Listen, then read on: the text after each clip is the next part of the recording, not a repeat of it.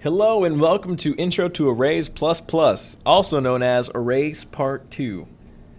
Yes, that was a cheesy computer joke. Business as usual, create an ActionScript 3.0 document. File save as. I'm going to call mine under my H drive, Mr. Davis. You should use your name. I don't know why I still say that. Arrays Part 2. And then go ahead and click save. I already have one, so I'm just going to replace it. First thing we're going to do is rename your layer 1 to actions, and then tap F9 to bring up your beautiful actions window. And we're going to segment this into 3 parts because there are 3 techniques that I want to show you. So to start, I'm going to make this giant comment here just so I have some kind of divider. And what we're going to do is handle adding items, or adding an item to the end of the array. And let's make some more little fancy lines just because it makes me happy. And now we can start our code. Very first thing we need to do is actually create an array to work with. So var, I'm going to call it array for push because the method we are going to use, or the function, is going to be called push. So array for push, it'll be an array, and we'll set it equal to a new array.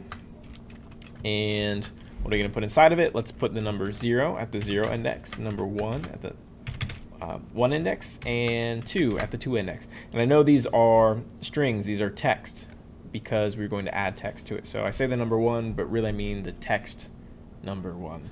You know what I mean. So what's the next thing we got to do? Well, let's add something to our array. To our array, cannot talk. How we do that is we say the name of our array, so in this case array for push, and then we say dot push. And you can see it's a function, it already exists. Open close parentheses, semicolon. Now if we left it like this, this wouldn't quite work because we have to tell it what we're pushing onto the end of the array. Let's pass it a string that says pushed. And then let's go ahead and trace that out. So we'll say trace pushed array plus, and let's trace out whatever's in our array. So array for push. So if we save that and run, we should get 0, 1, 2, and then pushed after pushed array. Bada bing, bada boom, pushed array, 0, 1, 2, pushed, just like I said. Beautiful. Let's move on. So I'm going to copy this comment here, throw it down right there, put some spaces, throw it down again using Control V and to paste, and Control C to copy. So new comment, what are we doing in this one? Now we're going to handle removing an item from the end of the array. Bam. Let's copy this fancy schmancy comment up here, Control C, Control V to paste. Put a couple more in there. And now we can start creating the second part of the video. So we need another array. So I'll say var array for pop. Pop is what we're going to use to get rid of the thing at the end. It's just called pop. So we'll make an array, set it equal to a new array.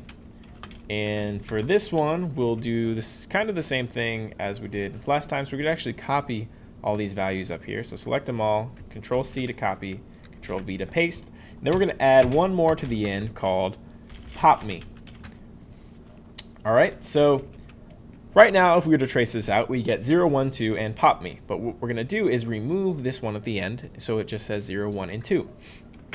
So how we do that is array for pop.pop, and that's it. It'll just remove the one at the end. So let's trace this out really quick. So we'll say popped array plus whatever is in array for pop. And if we run this now, we should get something that says 0, 1, and 2. Pop me is now gone. So now that we know that works, let's copy this giant comment again. Paste it on down here. Make a new line, paste again. And now we're going to handle removing any item or items anywhere in the array. Let's copy this. And that looks pretty. So what I mean by that is popping something from an array just removes the thing off of the end. But what if we wanted to remove something in the middle? Let's go ahead and do that.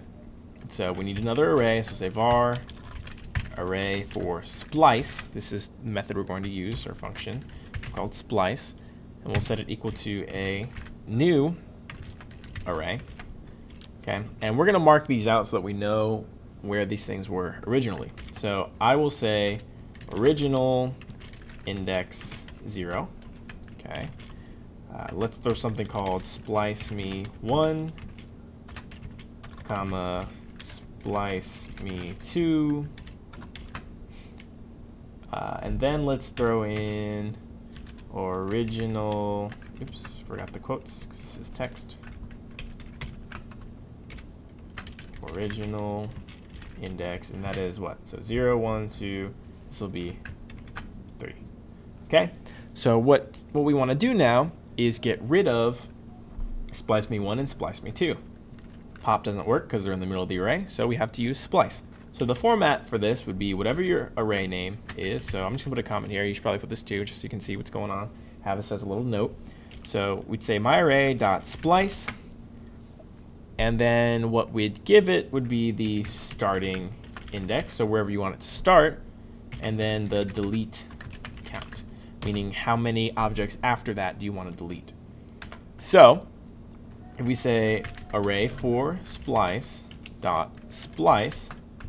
we want to start at which index? Let's say index 1, because that's where splice me 1 is, and we want to take out the next 2 things. So in this case, we start at 1, so 1, 2. We'll get rid of both of those. Now let's trace this out, see if it works. So we'll say trace. Let's call this spliced array plus array for splice. Okay, and let's throw this little comment here just to separate it out. This should display original index 0 and then original index 3. So if we run, we get, if I could move this, we get original index 0, original index 3, just like I said. Cool. So let's make one more note real quick before we continue. For pushed, we want to say, let's put a little note up here on line 5. My array dot push item to add. Okay, and pop is just empty. So those are the 3 methods that you'll mainly use with arrays. We'll make it a little more sophisticated later, but this is useful for, let's say you have an array list or an array of enemies and you want to add a new enemy or remove an enemy. This is what will handle that. So that's it for part 2. Hope you get it, play around with it, and I'll see you later.